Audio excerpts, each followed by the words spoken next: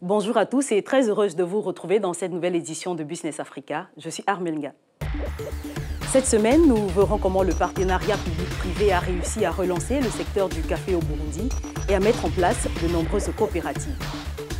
Ensuite, le Maroc avec ce bras de fer face auquel aura finalement capitulé l'entreprise de Danone qui a renoncé à ses marges sur certains produits laitiers.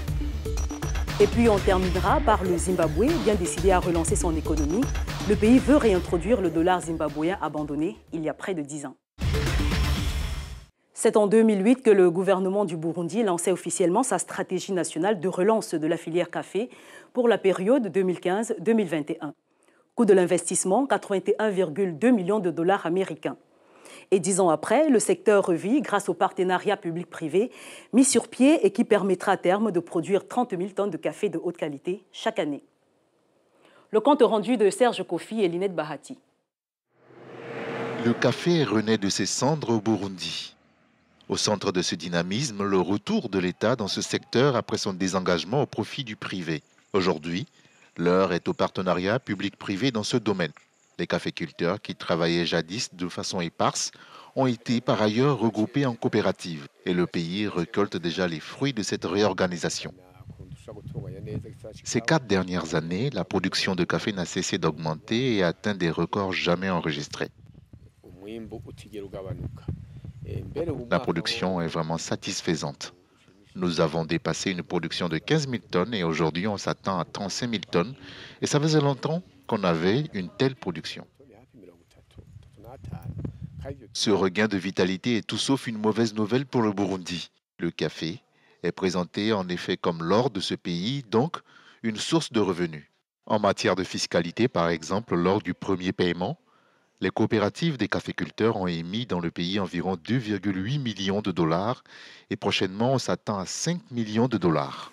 Et là, ce sont seulement les 39 coopératives qui ont déjà construit des stations de déculpage et de séchage.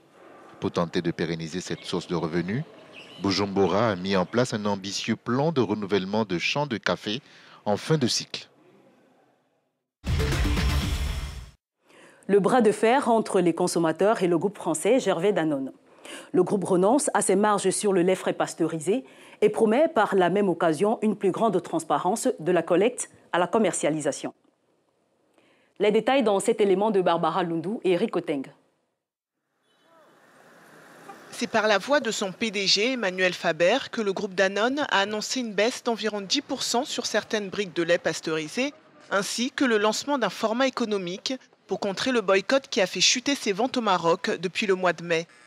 Danone, qui veut être à l'écoute des consommateurs, a décidé de baisser le pack de lait de 470 ml de 3,5 à 3,2 dirhams, soit 0,32 à 0,29 centimes d'euros.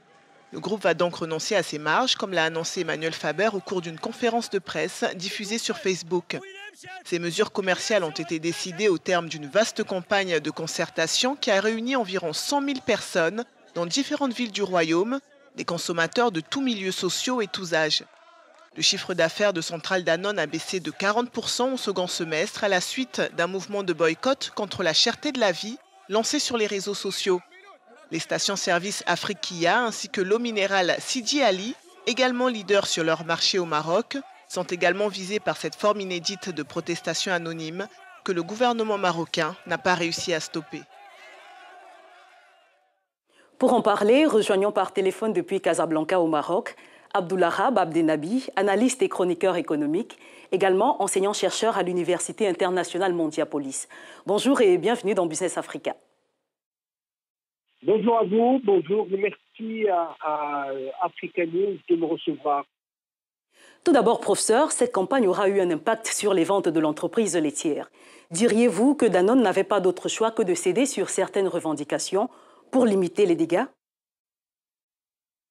Effectivement, ce mouvement de boycott a eu un impact direct sur les réalisations financières, sur le chiffre d'affaires de l'entreprise Danone Maroc, avec une baisse des ventes de quelques 40% comparé à l'année précédente. Donc, on a eu un véritable effet immédiat et massif sur je dirais, la santé économique et financière de cette entreprise, ce qui l'a obligé avec les deux autres entreprises à réagir différemment et à reconnaître qu'il existe bel et bien un boycott de leur entreprise, de leur marque et de leurs produits. Ce n'a pas été le cas au départ. Mais dans les faits, est-ce que les tarifs pratiqués sur le lait sont-ils coûteux? La multinationale a mené une campagne pour expliquer que les prix dépendent du circuit de fabrication du lait pasteurisé. Elle précise d'ailleurs que cette baisse lui fait renoncer à des marges. Effectivement, les Marocains, le consommateur marocain considère un certain nombre de produits comme étant chers par rapport au niveau de vie, par rapport aux revenus, par rapport au pouvoir d'achat du Marocain moyen. Parce que ce boycott a été un boycott sérieux, un boycott éclairé, on va dire, Danone a entrepris une démarche originale, on va dire, parce qu'elle a fait une campagne, une tournée sur toutes les grandes villes du Maroc et a ouvert un dialogue en réalité, en fait, avec les familles marocaines et avec les Marocains, en déclarant officiellement qu'il revenait aux consommateurs marocains et aux distributeurs de fixer le prix des produits de Danone et que Danone renonçait à toute marge, à tout bénéfice sur le lait justement pasteurisé, considéré comme étant un aliment de base essentiel pour les Marocains.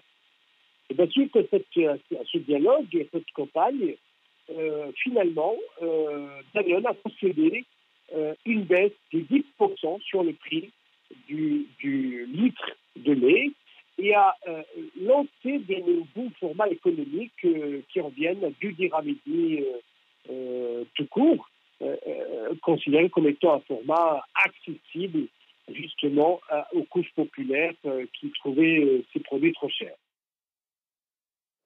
On sait que cette campagne de boycott était menée pour dénoncer l'avidité des entreprises. Pensez-vous que d'une certaine façon, le succès de la campagne va reconfigurer les relations entre consommateurs et entreprises? Oui, je confirme. On est là face à une nouvelle formule, une nouvelle forme de contestation aujourd'hui plus globale, plus générale, parce qu'elle a mobilisé à peu près toute la société marocaine et surtout la classe moyenne, très connectée au Maroc, et avec cette fois un impact considérable et direct sur les entreprises concernées.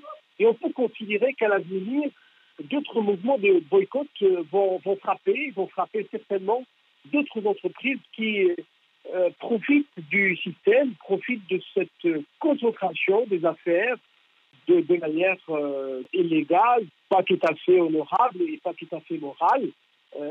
Et justement, il faut écouter cela et entamer les réformes nécessaires pour permettre à l'économie marocaine une plus grande ouverture, une plus grande concurrence, ce qui sera certainement bénéfique pour les consommateurs marocains. Eh bien voilà, les ventes du géant français ont chuté de 40%. Cela n'a certes pas ébranlé les prévisions annuelles du groupe. À votre avis, cette baisse consentie sera-t-elle suffisante pour relancer les ventes? Oui, certainement. Une partie des consommateurs qui ont participé au boycott vont être sensibles à cette baisse des prix et vont certainement, oui, opter pour la consommation des produits Danone qui aujourd'hui propose une baisse de 10%. Mais alors, qu'en sera-t-il si les autres entreprises procèdent à une baisse plus importante, par exemple? Il faut attendre que les choses se clarifient, que les choses se stabilisent pour dire quel impact durable et réel va avoir cette baisse des tarifs de Danone. Moi, je considère qu'elle aura un impact partiel et qu'une partie de ce mouvement de boycott va continuer et va s'installer de manière durable, ce qui va certainement avoir un impact sur les performances financières de cette entreprise Danone. Merci à vous, professeur, pour vos éclairages. Merci à vous de m'avoir reçu. Merci à vous. Merci. En ligne depuis Casablanca au Maroc, le professeur Abdoulahab Abdenabi, qui revenait sur les conséquences du boycott contre certains produits de l'entreprise Danone au Maroc. Après la pause, nous prendrons la direction du Zimbabwe, décidé à accélérer son processus de relance économique. À tout de suite.